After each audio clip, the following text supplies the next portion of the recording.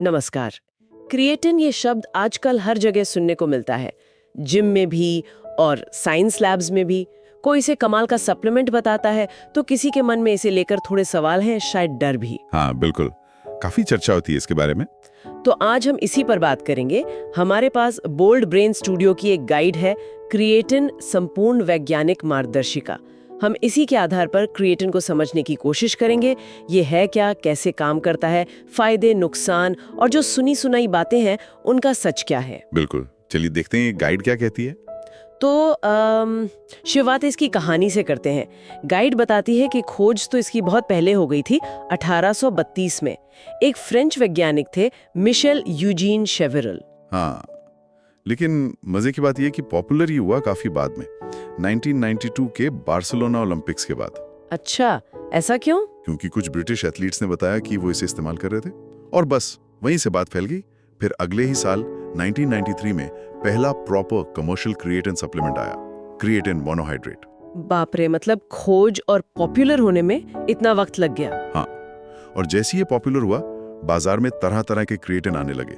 Guide में इनका जिक्र है, लेकिन एक बात साफ है। क्या? कि सबसे जरूरी और जिस पर सबसे ज्यादा भरोसा किया जा सकता है वो है क्रिएटिन मोनोहाइड्रेट। क्रिएटिन मोनोहाइड्रेट, इसे ही गोल्ड स्टैंडर्ड भी कहते हैं ना, पर ऐसा क्यों है? मतलब गाइड क्या वजह बताती है? देखिए, 3 मुख्य कारण हैं। पहला, इस पर रिसर्च सबसे ज्यादा हुई है। 500 से भी ज्यादा स्टडीज हैं जो बताती हैं कि ये काम करता है और सेफ है। 500 से ज्यादा? ये तो बहुत है। हाँ। दूसरा, ये मांसपेशियों में क्रिएटिन का लेवल बढ़ाने में सबसे असरदार पाया गया है। और तीसरा, ये सबसे सस्ता भी पड़ता है।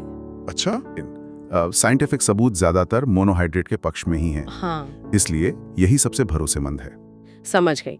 तो मतलब मोनोहाइड्रेट ही बेस्ट है। अब आते हैं फायदों पर। गाइड के हिसाब से क्या क्या फायदे होते हैं इसके? सबसे बड़े फायदे तो हैं ताकत और पावर में बढ़ोतरी। मतलब आप ज्यादा वजन उठा सकते हैं या ज्यादा तेजी से स्प्रिंट कर सकते हैं। साथ ही मसल्स का साइज बढ़ाने में मदद मिलती है और रिकवरी तेज होती है। मतलब वर्कआउट के बाद थकान कम महसूस होना, जल्दी ठीक होना। और इसमें सोचने समझने की शक्ति, मतलब कॉग्निटिव फंक्शन का भी जिक्र था। हाँ, कुछ स्टडीज इशारा करती हैं कि शायद दिमाग के लिए भी इसके कुछ फायदे हों। हालांकि इस पर अभी और रिसर्च की जरूरत है, लेकिन मुख्य फायदे फिजिकल परफॉर्मेंस से जुड़े हैं। और ये ताकत कैसे बढ़ती है? मतलब अंदर क्या होता है? बड़ा सीधा सा साइंस है। क्रिएटिन मांसपेशियों की कोशिकाओं को एटीपी नाम की एनर्जी जल्दी बनाने में मदद करता है। एटीपी ही वो फ्यूल है जिससे मसल्स काम करती हैं। तो ज्यादा एटीपी मतलब ज्यादा देर तक या ज्यादा जोर से काम करने की क्षमता। ओके। और क्या कोई साइड इफेक्ट्स भी हैं? गाइड में कुछ बताया है? हाँ, हल्के फुल्के साइड इफेक्ट्स हो सकते हैं शुरू में। जैसे कुछ लोगों का पानी की वजह से थोड़ा वजन बढ़ सकता है या पेट में हल्की गड़बड़ी महसूस हो सकती है, लेकिन ये आमतौर पर थोड़े टाइम में ठीक हो जाता है। ठीक है, तो ये तो हुई फायदों की बात। लेकिन क्रिएटिन को लेकर ना बहुत सारे डर और मिथक भी जुड़े हुए हैं। हाँ, गाइड इनके बारे में क्या कहती है? इन्हें गलत बताती है? बिल्कुल, और ये जानना बहुत जरूरी है क्योंकि बहुत गलतफहमियां हैं। गाइड कई आम मिथकों को साइंस के आधार पर खारिज करती है। जैसे कि? पहला और बहुत कॉमन कि इससे बाल झड़ते हैं। हाँ, ये मैंने भी सुना है। गाइड साफ कहती है कि किसी भी बड़े ह्यूमन ट्रायल में क्रिएटिन से सीधे बाल झड़ने का कोई सबूत नहीं मिला है। एक छोटी स्टडी में डीएचटी लेवल थोड़ा बढ़ा हुआ पाया गया था और डीएचटी को कुछ मामलों में बाल झड़ने से जोड़ते हैं, लेकिन बस उसी एक स्टडी के आधार पर यह कहना कि क्रिएटिन से बाल झड़ते हैं, ये सही नहीं है। अच्छा, और दूसरा बड़ा डर, किडनी और लिवर पर असर? हाँ, ये शायद सबसे बड़ा डर है। लेकिन गाइड बताती है कि सैकड़ों स्टडीज ने कंफर्म किया है कि स्वस्थ लोगों के लिए क्रिएटिन बिल्कुल सेफ है। लेकिन वो जो कहते हैं कि क्रिएटिन लेवल बढ़ जाता है? हाँ, वो बढ़ता है, लेकिन वो इसलिए क्योंकि क्रिएटिन शरीर में टूटकर क्रिएटिनिन बनाता है। ये नॉर्मल है। ये किडनी खराब होने का सिग्नल नहीं है, बल्कि सप्लीमेंट लेने का एक अपेक्षित नतीजा है। स्वस्थ किडनी इसे आराम से हैंडल कर लेती है। ओके, ये बहुत जरूरी क्लैरिफिकेशन है। और क्या मिथक है? एक ये कि ये स्टेरॉइड है। अरे नहीं, ये तो बिल्कुल गलत है। बिल्कुल गलत। क्रिएटिन एक नेचुरल कंपाउंड है, अमीनो एसिड से बनता है, हमारी बॉडी में भी होता है, रेड मीट में भी होता है।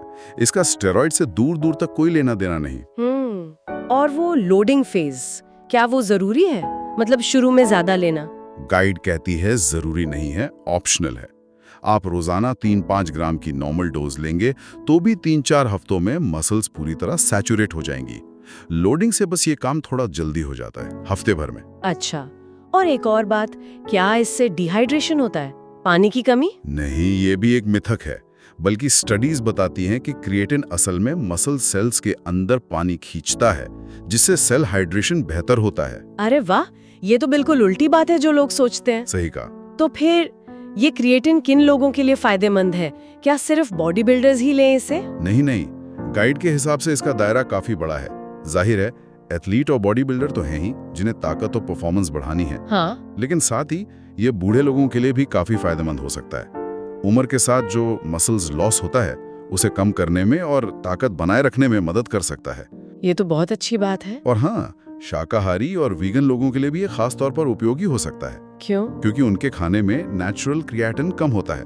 मांस मछली से मिलता है ना ये ज्यादातर, तो सप्लीमेंट लेने पर उनमें असर अक्सर ज्यादा अच्छा दिखता है। अच्छा, तो मतलब काफी लोग इसका फायदा उठा सकते हैं। अब इसके इस्तेमाल का सही तरीका क्या है? गाइड क्या सलाह देती है? कितनी मात्रा कब लेना चाहिए? गाइड बिल्कुल प्रैक्टिकल सलाह देती है।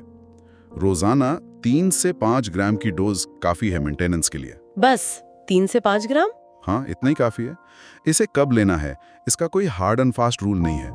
कुछ लोग वर्कआउट के बाद लेना पसंद करते हैं, शायद थोड़ा बेटर अब्जॉर्प्शन हो, लेकिन सबसे जरूरी है रोज लेना, कंसिस्टेंसी। रोज लेना ज्यादा जरूरी है, टाइम से ज्यादा। बिल्कुल। और हाँ, पानी खूब पीना है। दिन में 2.5 से 3 लीटर पानी जरूर पिए। ओके, और क्या इसे लगातार ले सकते हैं या बीच में बंद करना पड़ता है, साइकिलिंग जिसे कहते हैं? गाइड कहती है लगातार ले सकते हैं। ये लंबे समय तक इस्तेमाल के लिए सुरक्षित पाया गया है। साइकिलिंग की जरूरत नहीं है। और क्वालिटी, क्या कोई भी ब्रांड चलेगा? नहीं, क्वालिटी जरूर देखनी चाहिए। गाइड सुझाव देती है कि क्रीप्योर जैसे सर्टिफाइड सोर्स से लें। ये जर्मनी में बनता है और अपनी प्योरिटी के लिए जाना जाता है। इससे ये पक्का रहता है कि आपको मिलावट वाली चीज नहीं मिल रही। क्रीप्योर, ठीक है, ये ध्यान रखने वाली बात है। हाँ, क्वालिटी पे ध्यान देना अच्छा है। तो अगर हम इस पूरी बातचीत का सार निकालें तो क्रिएटिन मोनोहाइड्रेट्स शायद सबसे ज्यादा रिसर्च किया हुआ और असरदार स्पोर्ट्स सप्लीमेंट है ना? बिल्कुल, 500 से ज्यादा स्टडीज कम नहीं होती। ये सेफ है, असरदार है, और सिर्फ बॉडी बिल्डर्स के लिए नहीं, बल्कि कोई भी जो अपनी ताकत, एनर्जी और ओवरऑल परफॉर्मेंस सुधारना चाहता है उसके लिए ये फायदेमंद हो सकता है। एकदम सही। ये मसल्स बनाने में, अपनी लिमिट्स को पुश करने में, जल्दी रिकवर होने में मदद कर सकता है। और जैसा हमने कहा, शायद दिमाग के लिए भी कुछ फायदे हों। बस जैसा गाइड कहती है, लगातार इस्तेमाल करना जरूरी है। यहाँ मेरे मन में एक सवाल आ रहा है। हमने इसके मसल्स पर फायदों की बात की, लेकिन वो जो दिमाग पर संभावित असर की बात है, न्यूरोप्रोटेक्टिव या कॉग्निटिव फायदे, अगर हम क्रिएटिन को सिर्फ जिम सप्लीमेंट की तरह न देखकर एक जनरल हेल्थ सपोर्ट की तरह देखें, तो समाज में इसकी इमेज कैसे बदल सकती है, खासकर बढ़ती उम्र के लोगों के लिए या जिनके शरीर में नेचुरली ये कम बनता है उनके लिए? ये बहुत दिलचस्प सवाल है। शायद भविष्य में जब इस पर और रिसर्च होगी तो इसकी भूमिका और बड़ी हो सकती है। ये सोचने वाली बात है। और हाँ, एक जरूरी बात याद दिला दूं कि ये सारी जानकारी सिर्फ एजुकेशनल पर्पस के लिए है। कोई भी नया सप्लीमेंट शुरू करने से पहले प्लीज अपने डॉक्टर या किसी हेल्थ प्रोफेशनल से सलाह जरूर लें, खासकर अगर आपको पहले से कोई हेल्थ प्रॉब्लम है।